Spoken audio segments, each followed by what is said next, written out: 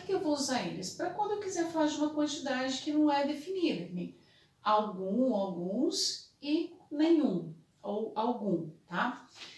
Como que eu vou usar cada um? Aqui eu coloquei para vocês algumas frases e a gente vai vendo cada caso, tá? Então, ó, the house needs repairs, reparos. A casa precisa reparos. Vocês olharem na pontuação, é uma frase que ela é afirmativa. Então, ó, affirmative. Bom, em caso de frases afirmativas, a gente utiliza o some. Aí eu tenho, olha, vocês olharem na pontuação, 3 perguntas que são diferentes em algum quesito entre elas, ó. Vamos na primeira. Would you like apple juice? Toda vez que a gente começa com esse would you like, a gente está oferecendo. Então, isso aqui, ó, é uma offer, é uma oferta, tá? Estou oferecendo a pessoa. Então, quando eu ofereço, mesmo que seja uma pergunta, eu vou utilizar some. Would you like some apple juice? Você gostaria de um pouco de suco de maçã? Can I have soup, please? Toda vez que a gente tiver um please, um can aqui no começo, é porque isso é um pedido, é uma request. Você está fazendo um pedido. Perguntas que são pedidos, eu também vou utilizar o some. Agora tem uma outra pergunta aqui que ela é mais genérica, ó. Do you want to read of these books? Você quer ler algum desses livros?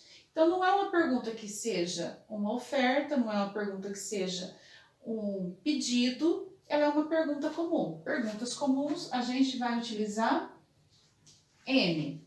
Do you want to read any of these books? I didn't like of the films. Como vocês observam aqui, ó, o auxiliar está na negativa. Como ele está na negativa, essa frase está na negativa, não é uma pergunta. Frase negativa, nós utilizaremos o any. There are buses after midnight. Você pode me dizer assim, ah, mas essa frase, professor, ela é uma frase afirmativa. Tudo bem. Se não tiver nada indicando para você que seja uma frase negativa, você pode considerar ela afirmativa. Mas aqui eu vou dizer para você, ó, essa frase, ela precisa ser negativa, tá? No meu contexto, lá no meu texto, ela vai estar com sentido negativo. Então, eu olho aqui, eu vejo, ó, diferente dessa de cima que tinha negação, o not, essa não tem. Então, o verbo está afirmando, mas a frase é negativa. Nesse caso, como eu não tenho not como na frase anterior, nós utilizaremos o no. Então, sempre que for para utilizar negativa, eu vou utilizar any ou no. Any se estiver sendo usado junto com isso aqui, ó, a abreviação para o not. Se eu estiver usando com not, any. Se o verbo estiver afirmando, no. Perguntas comuns, any. E o some, frases afirmativas ou perguntas que sejam uma oferta ou um pedido. Então, pessoal, o some, o any e o no, ele também tem os compounds, que são as palavras derivadas a partir deles, que juntam-se com o quê? Depende a quem eu quero me referir. Então, se for people, pessoas, vocês vão juntar, ó, com body ou one. Então, somebody, someone, alguém. Se for com o any, a mesma coisa e com o no também. Anybody, anyone, nobody, no one. A questão aqui do no one é que ele é o único que fica separado, ele não junta, tá? Então, alguém, alguém ou ninguém se for negativa. Para coisas, vocês vão juntar a palavra thing. Então, something, anything, nothing. Places, lugares. Vocês vão juntar where. Somewhere, anywhere, nowhere. E aí vale aquelas mesmas regrinhas que nós vimos anteriormente para o some, para o any e para o no. Então, some e os compounds, eles vão ser usados para quê? Frases afirmativas, pedidos, que sejam perguntas, pedidos ou ofertas. O N, vocês vão, e os compounds, vocês irão usar para quê? Para negativas e para perguntas comuns. O no, apenas para negativas em que o verbo esteja afirmando. Vamos trabalhar aqui com alguns exemplos, olha.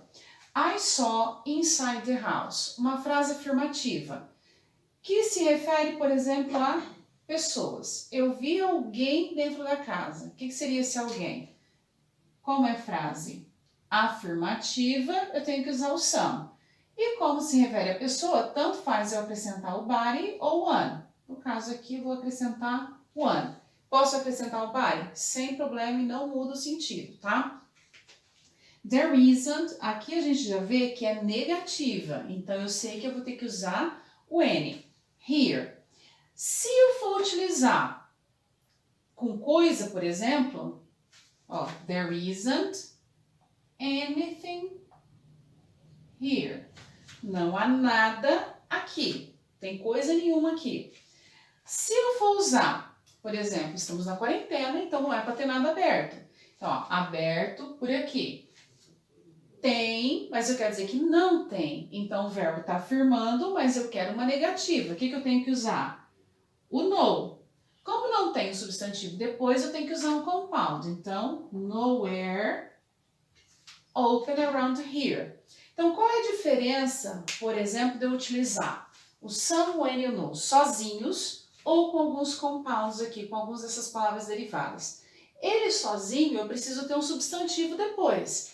Nenhum desses casos eu tinha o substantivo depois. Por que não? Porque essas palavras que vocês colocaram junto aqui, ó, com o some, o when e o no, elas servem como o substantivo, tá? Elas substituem aí o substantivo. Então, por isso que eu não tinha substantivo nenhum depois, tá? Então, ó, não é substantivo, é de verbo de lugar, então não tem nada.